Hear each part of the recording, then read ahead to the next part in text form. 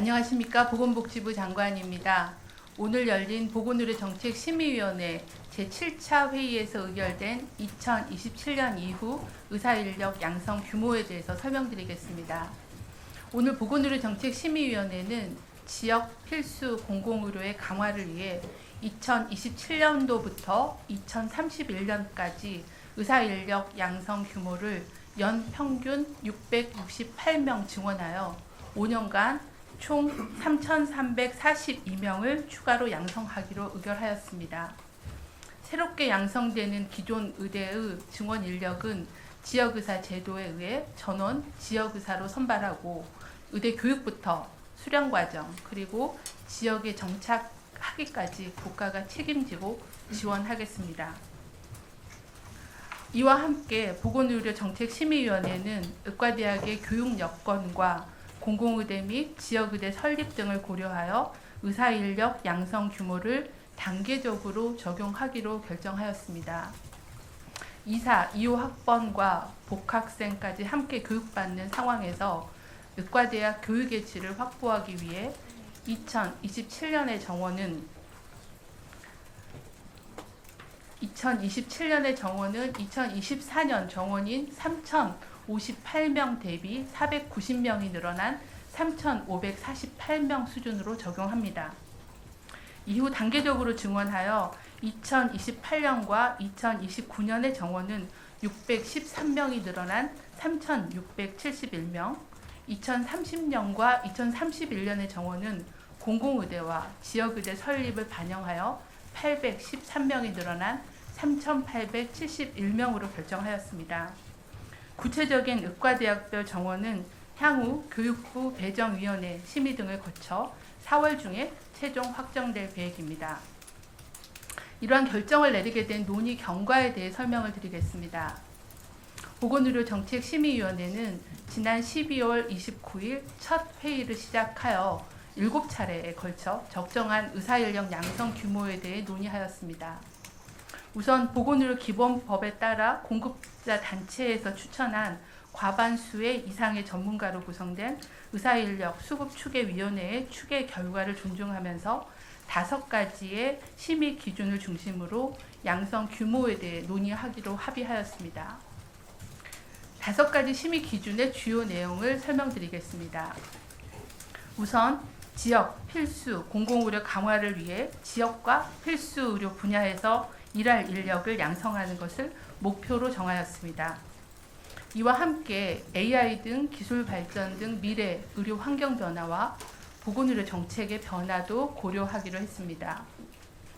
또한 양질의 의사인력 양성을 위해 의과대학 교육의 질을 고려하고 양성 규모의 예측 가능성과 안정성을 확보하여 심의하기로 하였습니다. 결정된 5가지 심의 기준을 구체적으로 적용하여 수급추계위원회에서 제시한 수요와 공급 모형의 모든 조합에 대해 거듭 논의하고 검토한 결과 가장 적합한 대안으로 압축하였습니다.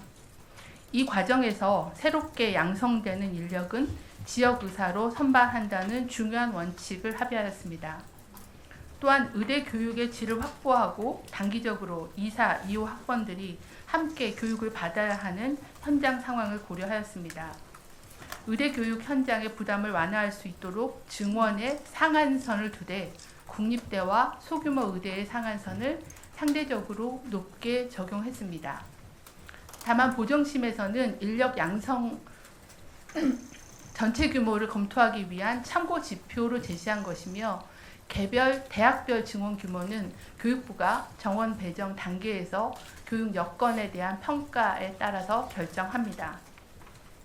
증원이 적용되는 첫 해인 2027학년도에는 2사, 2호 학번의 복학생 규모를 고려하여 교육의 현장 부담을 완화하기 위해 증원 규모의 80% 수준인 490명을 적용하기로 했습니다. 이러한 계획이 추진되면 2033학년도부터 2037학년도까지 연평균 708명, 총 3,542명의 신규 의사 인력이 양성될 예정입니다.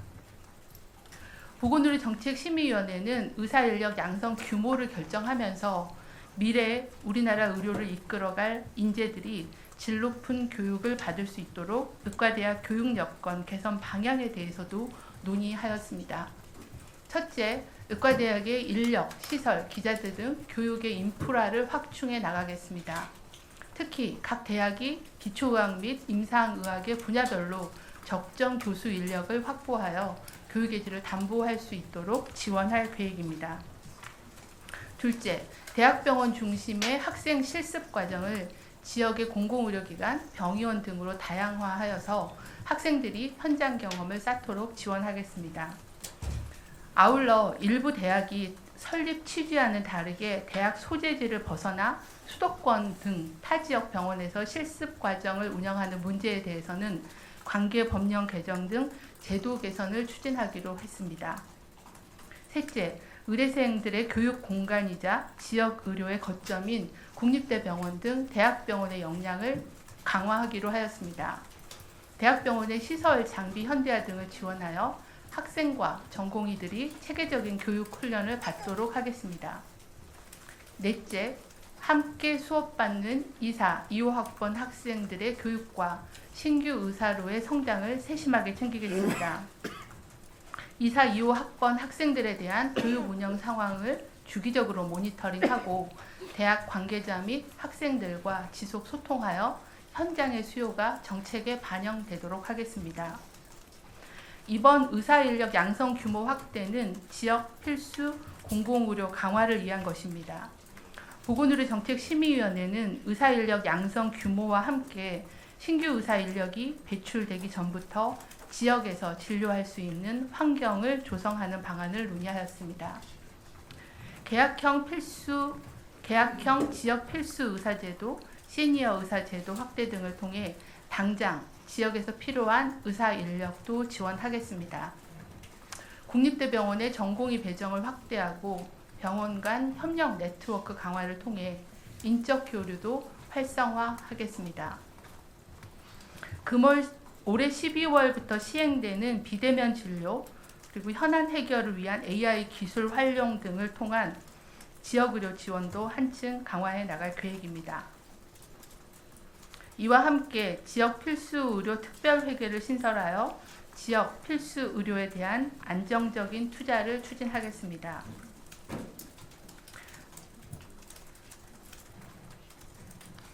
지역 필수 의료 특별회계를 신설하여 투자를 안정적으로 이어가고 국회에서 논의 중인 의료사고 안전망 관련 법안을 조속히 법제화하여 의료인의 소송 부담을 줄이는 동시에 환자들이 신속하고 충분하게 보호받을 수 있도록 제도화하겠습니다. 이번 보정심 결정의 핵심적인 내용은 지역의사를 양성하겠다는 것입니다. 정부는 지역의사 제도를 통해 선발한 지역의사들이 안정적으로 교육받고 지역에 정착할 수 있도록 충분히 지원하겠습니다. 중앙과 각 지역에 지역의사 지원센터를 설치하여 교육에서 수련 그리고 지역 정착에 이르기까지 단계별로 돕겠습니다. 의과대학 재학 중에는 등록금, 실습비, 기숙사비 등 필요한 내용과 진료 상담과 맞춤형 교육을 충분히 지원하겠습니다. 의사가 된 이후 수련 과정과 지역에서 의사로 활동하는 기간 동안에도 안정적으로 지역에 정착하여 전문성을 높일 수 있도록 대학병원 등과 연계한 다기간 협력 수련, 맞춤형 직무교육, 주거 지원과 해외 연수 등을 지원하겠습니다. 마지막으로 전공의 수련 체계를 개선해 나가겠습니다. 지역 상급 종합병원의 주도하에 지역 의료 수련 프로그램을 강화하고 네트워크 협력 수련을 통해 다양한 경험을 제공하며 성과가 높은 수련병원의 수련 비용을 지원하여 인센티브를 강화해 나가겠습니다.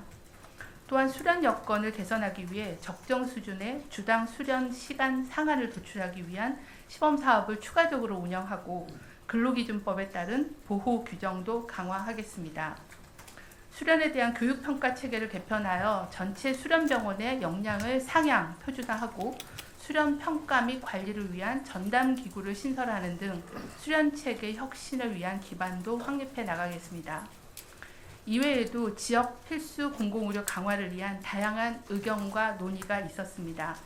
정부는 제시된 의견을 종합하여 조만간 별도의 지역 필수 공공의료 강화 대책을 마련하여 발표하겠습니다. 국민 여러분, 그리고 의료 현장에서 헌신하고 계신 의료인 여러분, 우리는 모두 과거 의사인력 양성 규모를 둘러싼 갈등으로 국민들과 의료인들이 겪으신 어려움을 기억하고 있습니다.